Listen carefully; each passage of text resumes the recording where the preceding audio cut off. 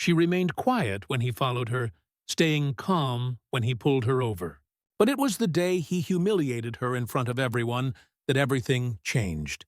That was when her father came home. It happened in the hallway, between third and fourth period, right in front of everyone. Jordan Banks was walking, her binder held tightly against her chest, head down, moving quickly, just as she always did. She wasn't shy, just focused. At 17, with early acceptance letters already waiting in her inbox, she was destined for valedictorian. No drama, no noise, just her books, and her plans. But that Wednesday, everything shifted.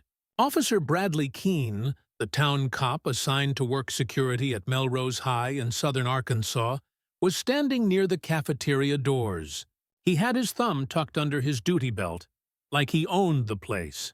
A few students stood around him, laughing at something he'd said. Jordan didn't look at him. She never did. As she passed by, he stepped forward, too close, and said, loud enough for everyone to hear, "You watching where you're going, young lady?" Jordan stopped, confused. "I'm sorry," she asked, startled. Keene smirked. Then, almost casually, he tilted a bottle of water forward. His hand bumped hers, the bottle slipped, perhaps intentionally, and cold water splashed straight onto the front of her shirt. She gasped as her papers dropped to the floor. The hallway erupted in laughter. Keene's tone didn't change. "Oops, guess someone's clumsy today." His words stung sharper than the water. Jordan stood there, soaked. The laughter crawled under her skin like fire ants. Her shirt clung to her body, her hair dripping, her face burning. She didn't say anything. She didn't even look at him. She just picked up her papers, turned, and walked away. But the look in her eyes, that wasn't just humiliation. It was confusion and fear. Jordan didn't cry in the bathroom. She didn't cry when she changed shirts in the nurse's office, nor when she skipped lunch to sit alone in an empty classroom. She held it in, just as she always had. But something inside her shifted. This wasn't the first time Officer Keene had gone out of his way to bother her. The first time had been subtle. A stop sign near the edge of town. She was driving home from work at the public library one evening, headlights off in the parking lot where he waited, as if he knew her schedule. He said she'd rolled the stop sign. She hadn't. He asked questions that had nothing to do with driving, where she was going, what was in her bag, why she looked nervous. She told her mom but brushed it off. The second time he showed up at her job. He didn't order anything. He just stood by the front door, arms crossed, watching her shelve books, smiling. There was no reason for it. Jordan never got into trouble, never gave attitude. She was quiet, always respectful. So, she started asking herself a question that no teenager should ever have to ask. Why me? The answer came in whispers and glances. Tyler Keene, same school, same year, son of the cop. They shared AP history and nothing else, except for a debate they'd had in class 2 months earlier. Jordan had made a solid argument about systemic inequality. Tyler didn't like being corrected, especially not by a girl who looked like her. That day, she'd won the class. The class had clapped, and his jaw had clenched. But it wasn't just about the debate. Tyler had once been at the top of the class. Now he was second. Jordan had taken his spot. He was used to people laughing at his jokes. Then the star point guard, Malik, started walking Jordan to class. That's when things got weird. He'd stare at her, whisper to friends when she walked by, post cryptic stuff online. Then his dad, Officer Keene, started showing up everywhere. What Jordan didn't know was that Tyler had told his father she was disrespectful, that she'd started things, that she was always talking back. He twisted moments into stories, left out details, painted himself as the victim, and Officer Keene believed him. No questions asked. But Jordan still didn't know the full story. All she knew was that things were getting worse. By Friday, Jordan couldn't pretend anymore. She walked through school like a shadow. Quiet, tight-lipped, shoulders pulled in, eyes down. Everyone had seen the hallway incident. Some had laughed. Most stayed silent. And even though no one said it out loud, she could feel the shift. The air changed when she walked into a room. The looks, the whispers, the pity. She hated the pity most of all. During lunch, she sat in the back corner of the library, pretending to study. Her hands wouldn't stop shaking every time someone walked by the glass windows. Her heart would jump. When the librarian asked if she was okay, she nodded. Of course, she nodded. But something cracked that afternoon. Mr. Reynolds, her U.S. government teacher, caught her after class. He was young, in his early 30s, and one of the few teachers who actually listened. He'd been there the day of the debate. He saw what Tyler had said, saw the shift afterward, saw her change. "Jordan," he said gently, standing in the doorway. "Wait a sec." She paused, clutching her binder like it could shield her from everything. "You sure everything's all right?" he asked. She hesitated. "I'm fine. Are you?" he asked. "Because I've been teaching long enough to know when a student's not fine." That was all it took. She didn't burst into tears. She didn't collapse, but her voice cracked, and her shoulders started to shake. Mr. Reynolds stepped back, giving her space. No pressure, just space. "I didn't do anything," she finally whispered. "I believe you," he said. That was the first time someone had said that out loud. He didn't try to fix it. He didn't rush her. He just asked if she wanted to talk to someone. Maybe the principal, maybe a counselor, maybe someone at the district level. Jordan shook her head. She didn't trust the system anymore. But that night, when she got home and saw her dad's boots by the front door, mud still fresh on the soles, she froze. He was back. Colonel Elijah Banks, retired, technically still carried himself like he was on duty, still spoke like every word had weight. He hadn't told anyone he was coming home early. He never did. He just showed up when it mattered. And he could see it in her face the moment she walked through the door. "What happened?" he asked. Cal as ever, Jordan stood in the kitchen, fingers trembling over the zipper of her backpack. Her mother, Rella, looked up from the stove but didn't speak. Jordan looked at them both, then told them everything. The stop, the library, the hallway, the water, Tyler. She expected anger, maybe a slammed fist, a curse word, a demand to drive down to the school that night. But Elijah didn't do any of that. He just nodded once, quiet, measured, and walked into his office, closing the door behind him. He didn't come out for the rest of the night. What Jordan didn't know yet was that her father wasn't just listening. He was planning. Colonel Elijah Banks didn't sleep that night.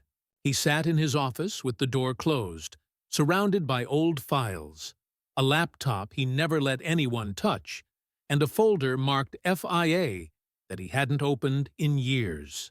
While the rest of the house was quiet, Elijah moved with the same precision he'd carried through 3 decades of classified missions across continents. He didn't pace. He didn't rant. He gathered intel. By sunrise, he had Officer Bradley Keene's entire public record pulled. Traffic stop patterns, complaints, use of force reports, every document he could access legally, and a few he got from people who owed him favors. What he saw was a pattern most people didn't look closely enough to connect. Elijah did. He always did. And the dots spelled one thing clear. Bradley Keene had a problem with young black kids who talked back, did well, or didn't know their place. And his son, Tyler, just like his father, same seed, different uniform. That morning, Elijah sat across from Jordan at the breakfast table. She barely touched her toast. He didn't push her. He just asked a simple question. "You trust me?" Jordan nodded. "Good," he said, pushing a manila envelope toward her. "Because this ends today." Later that afternoon, Elijah showed up at Melrose High. Not with noise, not with threats, just presence. He didn't wear a uniform, didn't need to. His frame alone turned heads. His voice, low and steady, carried more weight than shouting ever could. He asked to speak with the principal, a quiet woman named Denise Thornton, who had been trying to stay out of the mess. She didn't expect a visit from a man with military posture and cold precision in his eyes. Elijah didn't yell. He laid the documents out on her desk, quietly, clearly. Fact after fact, complaint after complaint, pattern after pattern. He explained what his daughter had gone through and asked one thing: "Do you want to fix this inside this building, or do I need to take it outside?" Principal Thornton looked through the pages, her face changing. He didn't wait for an answer. He already had the next meeting scheduled, with a civil rights attorney in Little Rock and a journalist who'd written on police misconduct for the Arkansas Tribune. And as word began to spread, the people who had laughed in the hallway on Wednesday weren't laughing anymore. But Elijah wasn't there for revenge. He was there for accountability, and he wasn't done yet. Monday morning came with a storm, not outside, but inside the walls of Melrose High and the Pine Bluff Police Department. Before first period even started, Officer Bradley Keene was asked to step into a private meeting with Principal Thornton and a district representative. He walked in smirking. He walked out with his badge sitting on the table behind him. Suspension pending investigation. That was the start. By noon, Elijah's contact at the Arkansas Tribune had published a piece titled "High School Honor Student Harassed by Local Officer. Father Speaks Out." It wasn't sensational. It didn't need to be. The facts did the work. It included dash cam timestamps, public complaints, testimony from past students, even a quote from Mr. Reynolds. "She's one of the most respectful, focused students I've ever taught." This wasn't about behavior. This was personal. By the time Jordan got to sixth period, her phone wouldn't stop buzzing. The local news picked it up next. Channel 7 ran the story that evening, blurring her face. But everyone at school knew who it was. The girl who kept her head down. The girl who never made trouble. The girl who'd been humiliated on purpose. Now, everything was turning.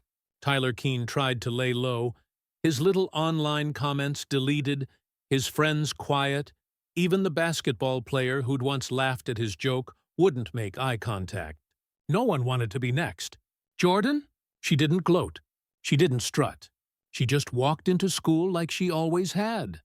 Except this time, her shoulders were back. And when she passed the hallway where it all happened, the water, the laughter, the humiliation, something shifted inside her. Not anger, not revenge. Peace. Outside of school, things got louder. 3 other students came forward with similar stories. 2 black boys and 1 girl, who said Officer Keene had stopped them without cause, accused them of things they hadn't done, and made them feel afraid. Now, the story wasn't just about Jordan. It was about a pattern. Elijah didn't say much publicly. He gave one quiet interview. The reporter asked why he didn't push harder. Go after the officer with lawsuits, and more lawsuits, and more heat. Elijah's response was simple. Sometimes the truth is the loudest thing in the room. I don't need to destroy a man. I just need the truth to do its job. That truth did more than damage reputations. It sparked meetings at the school board. It forced the police department to look at their training. It gave a handful of scared kids the courage to speak up, not just at Melrose, but in nearby towns too. And Jordan? She got invited to speak at a student leadership summit in Fayetteville, where she talked about dignity, fear, and what it feels like when the people in charge forget you're still a kid. She ended her speech with a line that didn't come from a speechwriter or a teacher. It came from her dad. Silence isn't always weakness. Sometimes it's the moment before the truth walks into the room. But even after all that, one final moment was still coming. It wouldn't involve reporters, principals, or news cameras. It would just be a conversation, face to face. It was a week later. No cameras, no microphones, no audience, just a small room inside the district office. Neutral walls, foldable chairs, a clock ticking too loudly. Jordan sat across from Bradley Keene, who now looked nothing like the man who poured water on a teenage girl in front of a crowd. No badge, no uniform. Just a man sitting stiff in a chair, avoiding her eyes. He didn't want to be there. That much was obvious.